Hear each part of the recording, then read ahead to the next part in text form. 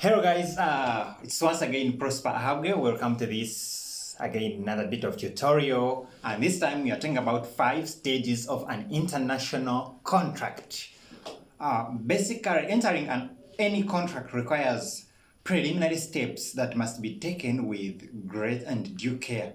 However, when it comes to an international contract, it needs extraordinary attention, extraordinary care, and due diligence.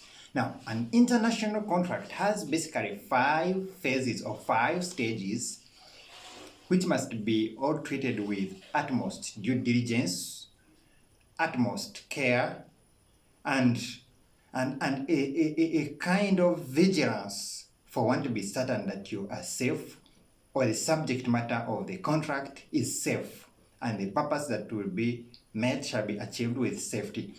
Now, the first phase of an international contract is the engagement phase.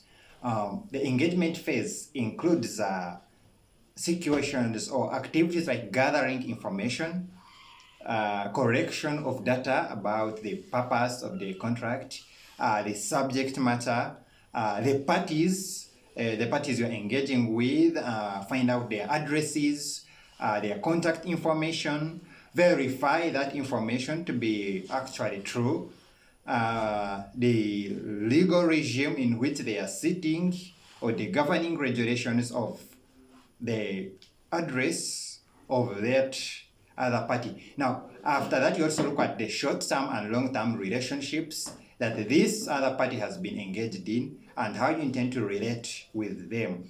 Now, that is the first phase where you keep gathering information. All this time, negotiations are already going on, but you are still gathering information. Now, after gathering information, or after that phase of engagement, you go to the analytical phase. That is step 2.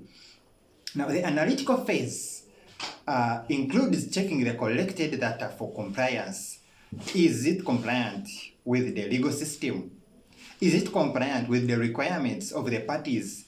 Is it compliant with the purpose of the contract? Now, you assess that information.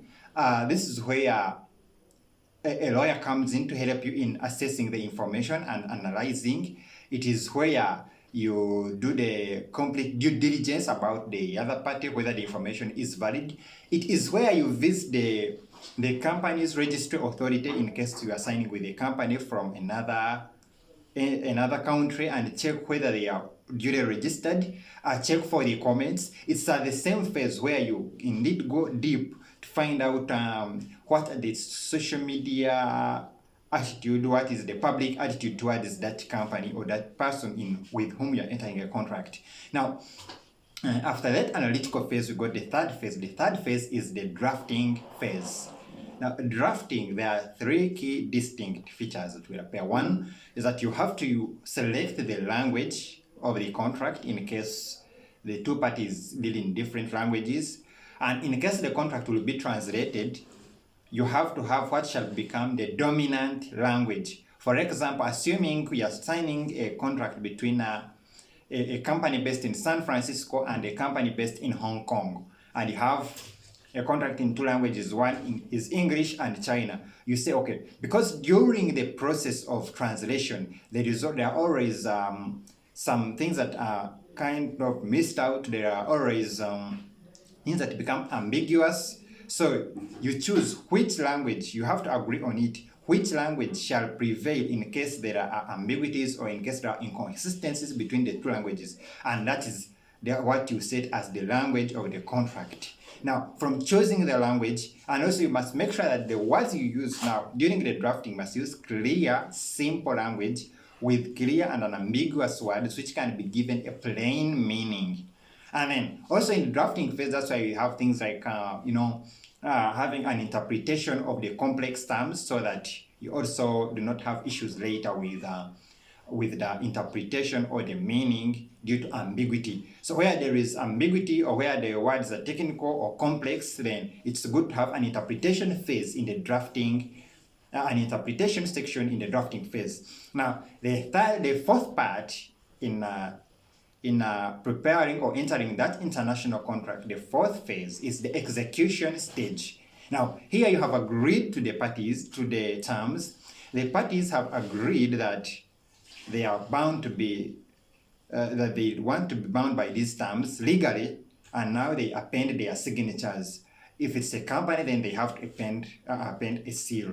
And then you append your signatures on the contract, and you share the copies of the contract, if either via email or whether physically. And then you got the last phase, the contract administration phase.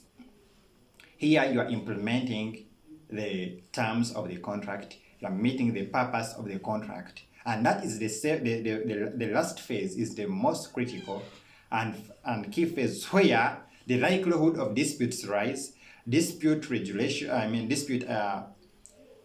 determination, and how you enter into a full, how you enter a full understanding of how to handle this particular matter that arises out of a contract. Now, let's stop there for now. In the next video, we are going to discuss how each phase shall be handled critically to ensure that you have safety, and what are the safety or security steps you need to take to ensure that the